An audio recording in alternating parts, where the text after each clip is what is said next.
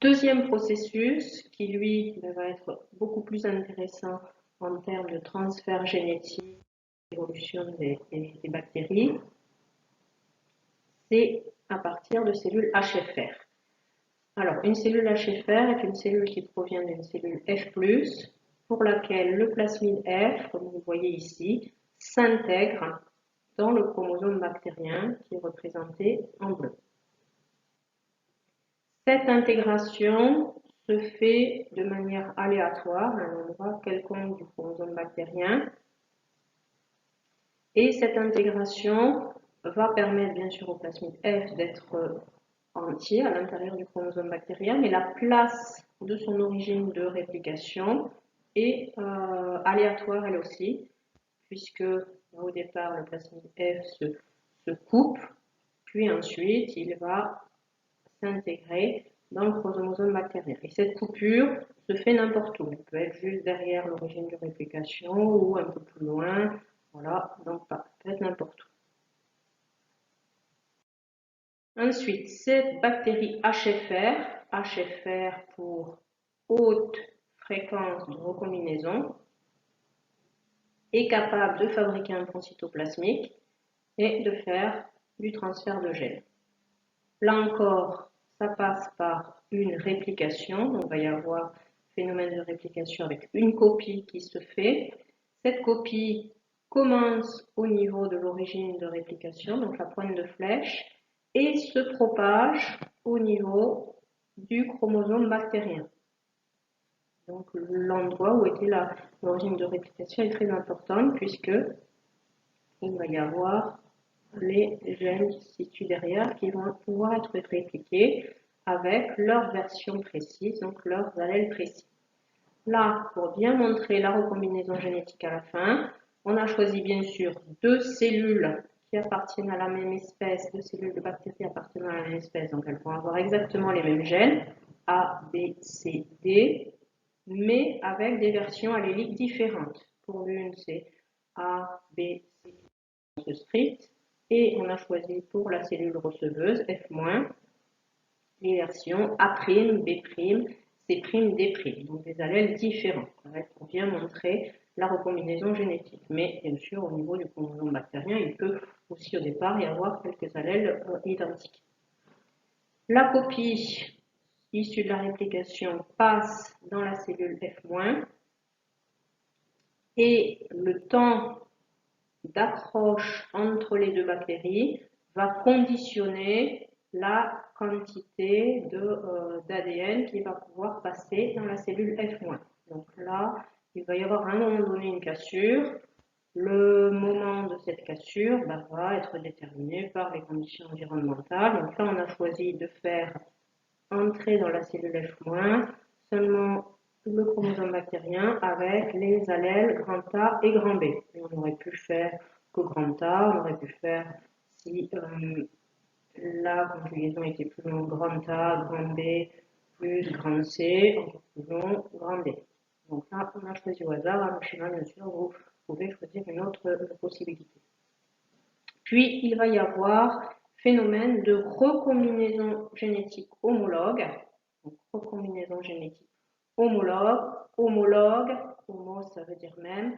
Donc il va y avoir échange des mêmes gènes, mais qui peuvent être sous des versions alléliques différentes. Donc échange d'allèles correspondant au même gène par enjambement du type crossing over, donc même type de phénomène qu'au cours de la méiose, lors du crossing over de division 1. Et ce crossing over nécessite un complexe protéique qui contient de nombreuses enzymes qu'on appelle le système REC pour recombinaison.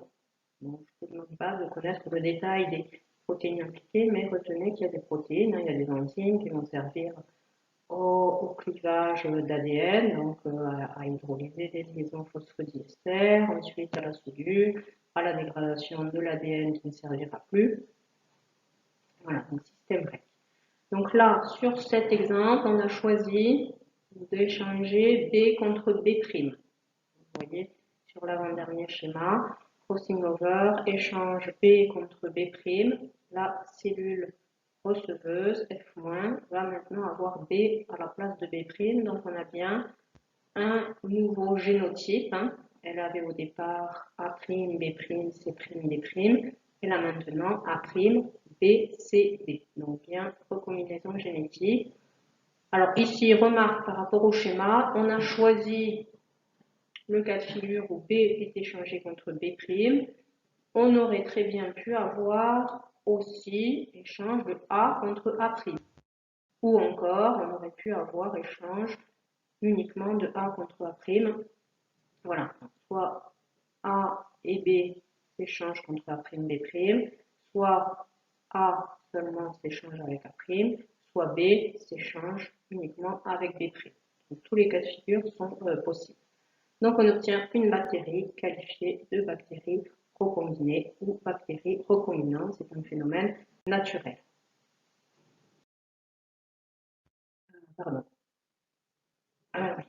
Donc, à partir du schéma qu'on vient de voir, essayez de réinterpréter dans le détail les expériences de Liederberg et Tatum, page 4 du TP.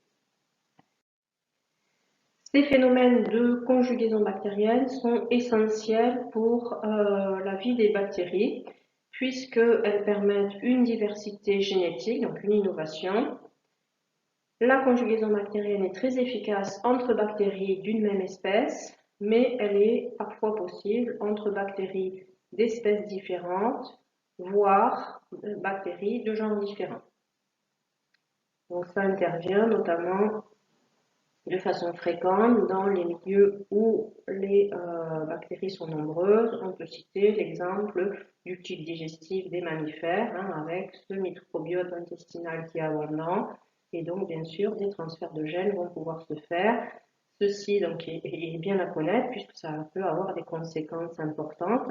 Notamment, on peut avoir transfert de gènes de résistance aux antibiotiques, transfert de gènes de métaux lourds, de résistance aux radiations ou encore des gènes d'enzymes de restriction.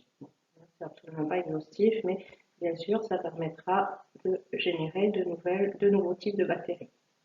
Également, si on se place du côté des bactéries, du point de vue des bactéries, la conjugaison va permettre éventuellement des réparations de portions d'ADN lésées ou endommagées par exemple suite à des mutations. Voilà, donc vraiment phénomène important pour la diversité des prokaryotes, la diversité bactérienne.